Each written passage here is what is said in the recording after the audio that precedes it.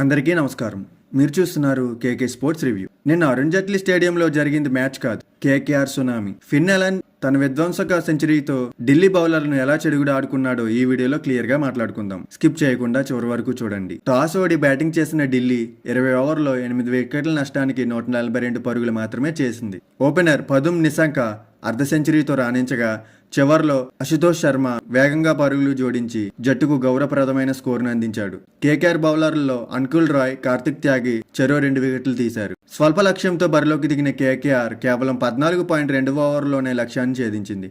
Opener ఫిన్ Elon ఆకాశమే హద్దుగా చెలరేగిపోయి కేవలం 47 బంతుల్లోనే 100 పరుగులు చేసి తన తొలి ఐపీఎల్ సెంచరీని నమోదు చేశాడు. అతని ఇన్నింగ్స్ లో 5 4లు 10 సిక్సర్లు ఉన్నాయి. ఈ మ్యాచ్ లో ఢిల్లీ తరపున ఆడుతున్న కేఎల్ రాహుల్ ఐపీఎల్ చరిత్రలో 3 వేర్వేరు జట్ల తరపున 1000 కంటే ఎక్కువ పరుగులు చేసిన తొలి ఆటగాడిగా సరికొత్త రికార్డు సృష్టించాడు. ఈ విజయంతో కేకేఆర్ పాయింట్ల పట్టికలో 7వ స్థానానికి చేరుకుని ప్లే ఆఫ్స్ అవకాశాలు సజీవంగా ఉంచుకుంది.